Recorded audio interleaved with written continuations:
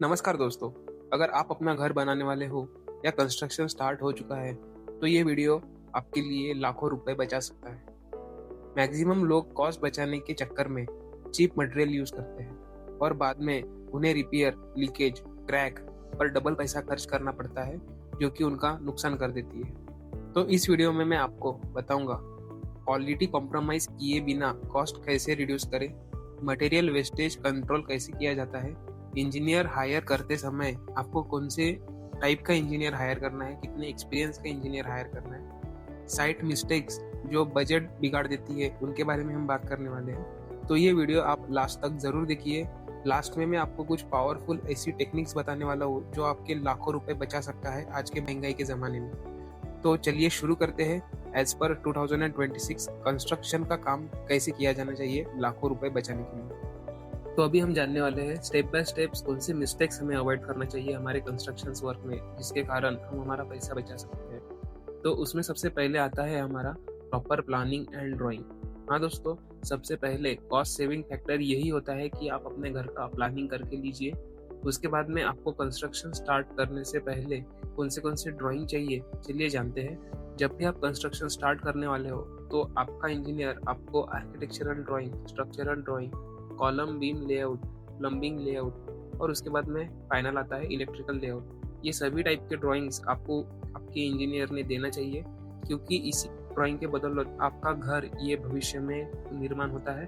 और अगर आपका एक भी ड्राइंग गलत हो गया तो आपके ऑन साइड पेमेंट और आपका पूरा मेहनत ये वेस्ट जाएगा, आपके लाखों रुपए बर्बाद हो सकते हैं। क्योंकि changes is equal to demolition, rework plus extra labour plus extra material, ये सब चीजें इन्वॉल्व होती है एक छोटे से चेंज में। अगर वही चेंज आपको पहले पता चल जाता है और आप उसको ड्राइंग में उतार लेते हो तो आपके लाख से 1.5 लाख रुपए ये आप इजीली बचा सकते हो। तो इसी के कारण आपको कभी भी आपका घर विदाउट ड्राइंग शुरू नहीं करना है। कौन सा भी घर रहो या बिल्डिंग रहो या कुछ भी कंस्ट्रक्शन का काम रहो, ये विदाउट ड्राइंग अगर आपने किया तो आपने उस चीज में 10 से 12 हजार छोटे कामों में और 1 से 1.5 लाख रुपए बड़े कामों में ये आपने वेस्ट कर दिया है। उसके बाद में हम बात करने वाले हैं हमारे सेकंड मिस्टेक के बारे में, जिसको हम बोलते हैं soil test and foundation design. हाँ दोस्तों, यहाँ पे भारी मात्रा में मिस्टेक किया जाने का चांसेस हो जाता है अगर आपने स्ट्रक्चरल डिजाइन ये करके नहीं लिया हो तो। क्योंकि देखिए दोस्तों, दो तरह के चांसेस होते हैं। एक तो आपका जमीन बहुत मजबूत रहेगा या फिर आपका जमीन एकदम सॉफ्ट रहेगा और वीक रहेगा। तो उस तरीके से आपको आपका फाउंडेशन या डिजाइन करके लेना चाहिए।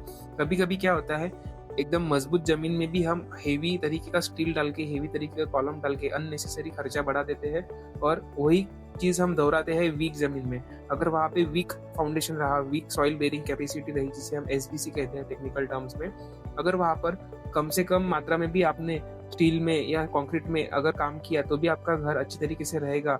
ये आपको पता चल जाता है वो सॉइल बेरिंग कैपेसिटी के टेस्ट के हिसाब से।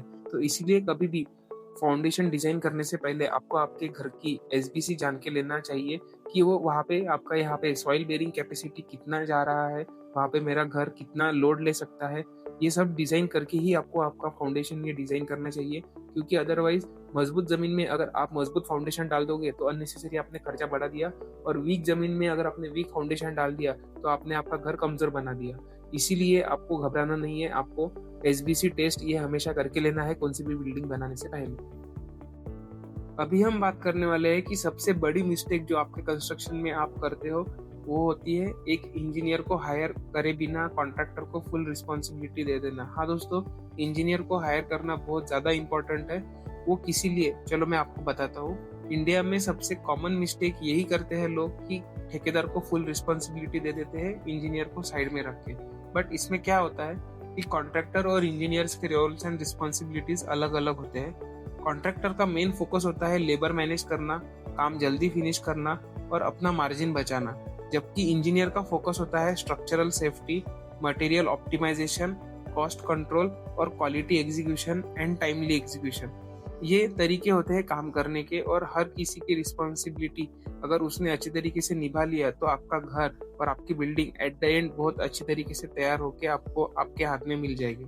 उसके बाद में इंजीनियर के बिना साइट पर क्या होता है, अगर आपने सपोज इंजीनियर हायर नहीं किया तो उसके बाद में आपके साइट पर क्या दिक्कत आती है, तो चलिए जानते हैं। स्टील का ओवर यूज होना, कंक्रीट मिक्स डिजाइन गलत होना, लेवल मिस्टेक्स होना और रीवर्क और कॉस्ट होना ज़्यादा तरीके से, ये काम होता है अगर आपने सीधा रिस्पॉन्सिबिलिटी ठेकेदार को दे दिया तो। इंजीनियर इसीलिए चाहिए क्योंकि वो इंजीनियर आपकी तरफ से 2 या 3% या ज़्यादा से ज़्यादा 4 या 5% ये आपसे फीस चार्ज करेगा overall construction cost per, but वो आपका एट द एंड 10 से 15% कॉस्ट आपका बचा देगा ओवरऑल कॉस्ट पर। यानी इंजीनियर को हायर करने का फीस 2 से 5% के बीच में आता है, जबकि इंजीनियर के हेल्प से आप आपके घर में 10 से 15% का कॉस्ट ये आप सेव कर सकते हो ओवरऑल कंस्ट्रक्शन कॉस्ट पर। दोस्तों, अभी हम बात करने वाले हैं हमारे 4th नंबर के पॉइंट के बारे में, जो कि हो जाता है मटेरियल क्वांटिटी प्लानिंग। आपका मैक्सिमम पैसा वेस्ट होता है रॉन्ग एस्टिमेशन के कारण, इसीलिए आपका पैसा आप बचा सकते हो प्रॉपर मटेरियल का प्लानिंग करके। इसीलिए आपको एक इंजीनियर की मदद हमेशा लेनी चाहिए, क्योंकि हम एग्जाम्पल से अभी समझ लेते हैं। अगर आपने स्टील एक्स्ट्रा क्वांटिटी में ऑर्डर करके रखा तो वो तो सबसे पहले चालू हो जाता है रस्टिंग, और उसके बाद में हो जाता है स्क्रैप। आपका बहुत सा स्टील आपका स्क्रैप में चला जाएगा, आपको पता भी नहीं चलेगा। उसके बाद में आता है सीमेंट का बल्क ऑर्डर प्लेस करना। कभी भी सीमेंट को आपने बल्क ऑर्डर में प्लेस नहीं करना चाहिए, क्योंकि 10 से 15 दिनों के बाद सीमेंट ये खुद से सेट होना चालू हो जाता है, प्लस उसमें वेस्टेज होना भी चालू हो जाता है। उसके बाद में आता है हमारा सैंड। सैंड हमें प्रॉपर तरीके से ही मंगवाना चाहिए मार्केट से, क्योंकि अगर ज़्यादा सैंड मंगवा लिया तो वो ट्रांसपोर्टेशन के कारण उस पे से रोड पे ज़्यादा गाड़ियाँ चलती है, तो उसके कारण आपका सैंड बहुत सारा लॉस हो सकता है और आपको उसका एवरेज ये कम मिल सकता है आखिर में। तो इसका बेस्ट सॉल्यूशन क्या है, तो चलिए जानते हैं। प्रॉपर आपको बिल ऑफ क्वांटिटी ये करके लेना चाहिए आपके इंजीनियर की तरफ से। मटेरियल अपने स्टेज वाइज प्रोक्योर करना चाहिए मार्केट से, और स्टोरेज का अपने अच्छी तरीके से प्लानिंग करके लेना चाहिए, क्योंकि हम किसी की भी प्रॉपर्टी स्टोरेज के लिए यूज नहीं कर सकते हैं। अभी हम बात करने वाले हैं कंक्रीट मिक्स डिजाइन और क्वालिटी कंट्रोल के बारे में। कंक्रीट ये सबसे ज्यादा पैसा कंज्यूम करता है आपके साइट पर, जो कि एक मेजर कॉस्ट कंपोनेंट हम उसे मान सकते हैं। बट रियलिटी में साइट पर लेबर लोग क्या करते हैं, जहाँ पे इंजीनियर का प्रेजेंस नहीं रहता, पानी ज्यादा डाल देते हैं कंक्रीट में वर्केबिलिटी मेंटेन करने के लिए, रेशो मेंटेन नहीं करते वो लोग, वाइब्रेटर यूज नहीं किया जाता। इसके कारण क्या होता है कि एंड में आपका कंक्रीट में हनीकॉम्बिंग आता है, क्रैक्स डेवलप हो जाते हैं, आपको वहां पर स्ट्रेंथ आप अचीव नहीं कर पाते जितना आपको कंप्रेसिव स्ट्रेंथ चाहिए होता है। तो इसका रिजल्ट जो होता है आपका लो स्ट्रेंथ कंक्रीट हो जाता है। फ्यूचर में क्रैक्स और सेटलमेंट आने के बहुत ज्यादा चांसेस बढ़ जाते हैं, और आपने जो पैसा लगाया रहता है उसका आपको आउटपुट नहीं मिलता कभी भी। इसीलिए आपको प्रॉपर क्वालिटी कंट्रोल ये करते आना चाहिए आपके साइट पर, जो कि एक अच्छा क्वालिटी का इंजीनियर ही आपको मेंटेन करके दे सकता है। अभी हम बात करने वाले हैं हमारे 6 नंबर के पॉइंट के बारे में, जो कि है शटरिंग एंड स्टील मिस्टेक्स, जिसे हम TMT रेनफोर्समेंट मिस्टेक्स भी कहते हैं। यहाँ पे हिडन लॉसेस होने के चांसेस बहुत ज़्यादा रहते हैं, जो कि कॉमन मिस्टेक्स हम अभी डिस्कस करने वाले हैं। फर्स्ट है कवर ब्लॉक गलत तरीके से लगाना और कवर ब्लॉक लगाना ही नहीं, ये सबसे बड़ी मिस्टेक। उसके बाद में आता है हमारा स्टील का स्पेसिंग जो रहता है सेंटर टू सेंटर, उसमें मिस्टेक्स कर देते हैं। शटरिंग लीकेज रहता है, जब हम कंक्रीट पोर करते हैं तो बहुत सी सीमेंट स्लरी वो लीक हो जाती है और बाद में हनी कॉम्बिंग आने के चांसेस हो जाते हैं, और उसके कारण आपका स्ट्रक्चर वीक हो जाता है। फॉर्म वर्क को ऑयल अप्लाई नहीं करना, उसके कारण आपके कंक्रीट का फिनिश जो रहता है वो कम आता है। इसके जो रिजल्ट्स है Honey combing, extra plaster, steel corrosion, structural weakness, ये सभी उसके ड्रॉबैक्स है जो आपको फॉलो करना चाहिए। और आपका इंजीनियर अगर साइट पर रहेगा तो ये सब कुछ होने से वो बचा सकता है आपकी साइट को। अभी हम बात करने वाले हैं हमारे 7th नंबर के पॉइंट के बारे में, जो होता है हमारा ब्रिक वर्क और प्लास्टर सेविंग। हाँ दोस्तों, आप वॉल वर्क में भी बहुत सारा पैसा ये बचा सकते हो। अगर आपको पता नहीं है तो चलो मैं बता देता हूँ। AAC ब्लॉक्स यूज आप कर सकते हो, अगर आप पॉसिबल हो तो यूज करना। प्रॉपर लिंटल लेवल आप मेंटेन करके चल सकते हो। 12 mm प्लास्टर ही आपको देना है, उससे ज्यादा प्लास्टर आपको नहीं करना है, जो आपका लेबर और मटेरियल ये दोनों भी सेव करके रखेगा। अननेसेसरी 20 mm प्लास्टर का मतलब कुछ भी नहीं है कंस्ट्रक्शन में, आप अननेसेसरी उसको यूज ना करें, और इसमें आप सीमेंट, सैंड और लेबर का डबल कॉस्ट ये अच्छी तरीके से सेव कर सकते हो। इलेक्ट्रिकल कंड्यूट्स जो ब्रिक वर्क्स में रहते हैं वो आपको प्रॉपर प्लान करके लेना है, उसमें आपका वॉल ब्रेकिंग कॉस्ट ये बच सकता है। देखिए दोस्तों, घर बनाना लाइफ का बिगेस्ट इन्वेस्टमेंट होता है।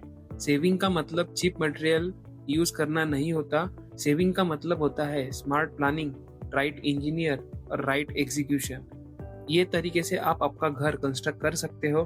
अगर आप साइंटिफिकली कंस्ट्रक्शन करते हो तो इजीली आप 10 से 20% तक का प्रोजेक्ट कॉस्ट ये आप सेव कर सकते हो विदाउट कॉम्प्रोमाइजिंग क्वालिटी।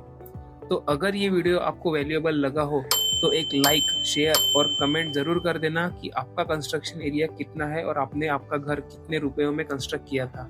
और ये चैनल को सब्सक्राइब जरूर करना, क्योंकि आगे आने वाले वीडियोस में हमने आपके लिए बहुत से वीडियोस प्लान करके रखे हैं जो कि आपको साइट नॉलेज ये प्रोवाइड करेंगे। तो चलिए बने रहिए हमारे साथ। जय हिंद, जय भारत।